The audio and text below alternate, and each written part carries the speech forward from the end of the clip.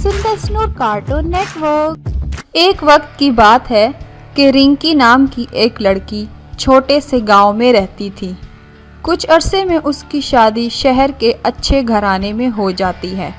रिंकी अपने ससुराल में बहुत खुश रहती है, लेकिन एक दिन, अरे बहू, देख बाहर कितना अच्छा मौसम है, मेरा पकोड़े खाने को बहुत मन कर रहा है। जरा किचन में जाकर गरम गरम पकोड़े तो तल कर ला, तेरे हाथ का जायका तो चखूं मैं। अच्छा खाना बनाती भी है या नहीं? हाँ माँ जी, मैं अभी बनाकर लाती हूँ आपके लिए पकोड़े।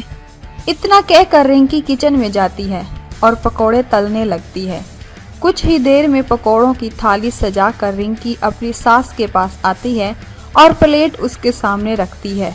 रिंकी की सास जैसे ही पकोड़ा उठाकर खाती है तो गुस्से से चिल्ला उठती है, अरे ये क्या किया तूने, इतना ज्यादा तेल, अरे ना समझ, इतनी भी अकल नहीं है तुझ में, घर का सारा तेल उठाकर कढ़ाई में डाल दिया है क्या तूने?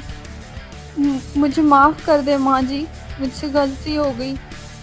अरे मैं तो पहले ही अपने बेटे की शादी गांव की लड़की से करने के खिलाफ थी। पता नहीं कौन सी मनहूस घड़ी थी, मैं तुझे अपनी बहू बनाकर घर ले आई, जिसे ढंग से खाना भी बनाना नहीं आता। अब खड़ी खड़ी मेरा मुंह क्या देख रही है? उठा प्लेट और जा यहाँ से, सारा मूड ही खराब कर दिया। रिंकी बिना कुछ कहे प्लेट उठाकर चली जाती है। एक दिन रिंकी घर के काम में मसरूफ होती है, तभी घर का दरवाजा बजता है। रिंकी की सास दरवाजा खोलने जाती है तो दरवाजे पर पड़ोसन होती है। पड़ोसन रिंकी की सास से कहती है, अरे बहन, आज मेरे पोते की सालगिरह है, तुम शाम को दावत में आ जाना, और हाँ, बहू को भी अपने साथ लेकर आना। हाँ हाँ जरूर, क्यों नहीं, रिंकी को भी लाऊंगी, भला ये भी कोई बोलने की बात है, हम जरूर आएंगे। फिर पड़ोसन वहां से चली जाती है। रिंकी की सास रिंकी की तरफ गुस्से से देखते हुए कहती है, अरे तू क्या मेरा मुंह तक रही है, कहीं नहीं लेकर जा रही हूँ तुझे मैं, जा अंदर जाकर काम कर, बहुत सारे कपड़े पड़े हैं धोने के लिए, जा धो जाकर। जी माँ जी, जा रही हूँ। रिंकी अंदर कपड़े धोने के लिए चली जाती है और कपड़ों को बाल्टी में डालकर धोने लगती है तो उसकी सास वहां आ जाती है और रिंकी से कहती है, अरे बेवकूफ लड़की, तुझ में अकल नाम की कोई चीज नहीं है क्या? ये क्या कर रही है तू? तुझे किसने कहा था इस तरह कपड़े धोने के लिए? जब घर में वॉशिंग मशीन पड़ी है तो इस तरह धोने की क्या जरूरत थी? इस तरह तो घंटों बैठी रहेगी, बाकी काम कौन करेगा? लेकिन माँ जी, मुझे वॉशिंग मशीन में कपड़े धोने नहीं आते।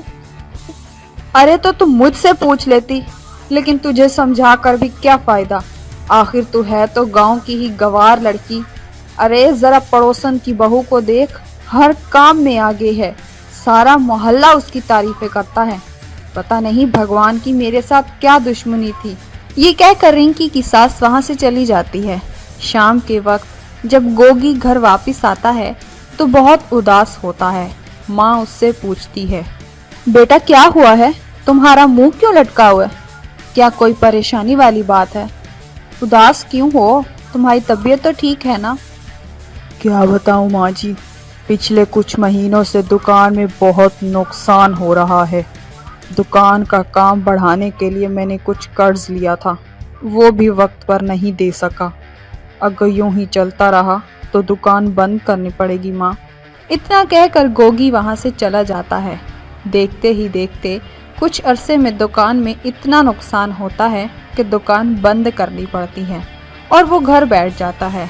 रिंकी अपने शौहर की हालत देखकर काफी परेशान हो जाती है। दूसरी तरफ रिंकी की सास भी बुझी बुझी सी रहने लगती है और कर्जे की चिंता में दिन रात परेशान रहने लगती है। एक दिन लाला जी गोगी के घर आते हैं। अचानक लाला जी को देखकर सास परेशान हो जाती है और लाला जी से कहती है, अरे अरे अरे लाला जी, आप यहाँ अचानक, हम जल्द ही आपके पैसे लौटा देंगे लाला जी। अरे नहीं नहीं बहन जी, मैं पैसे लेने नहीं आया हूँ, पैसे तो आपकी बहू ने अपने पिता के जरिए पिछले हफ्ते ही मुझे भिजवा दिए। मैं तो यहाँ अपनी बेटी की शादी का कार्ड देने आया था। बहन, एक सच बात है, बड़ी किस्मत वाली हो जो आपको ऐसी बहू मिली। और हाँ, याद से सब शादी में जरूर आइएगा। इतना कहकर लाला जी वहाँ से चले जाते हैं।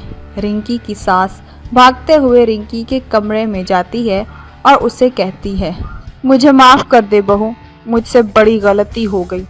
मैंने तुझे बहुत परेशान किया है। मैं भूल गई थी कि बहू भी आखिर एक बेटी ही होती है और आज तूने बेटी होने का सबूत दे दिया। मैं दुआ करती हूँ कि तेरी जैसी बहू हर सास को मिले। उस दिन के बाद से रिंकी की सास उसके साथ अच्छा सलूक करने लगती है और उसका बहुत ख्याल रखती। सब हंसी खुशी रहने लगे। इस कहानी से हमें ये सीख मिलती है कि वक्त पड़ने पर हमारे अपने ही रिश्ते हमारे काम आते हैं।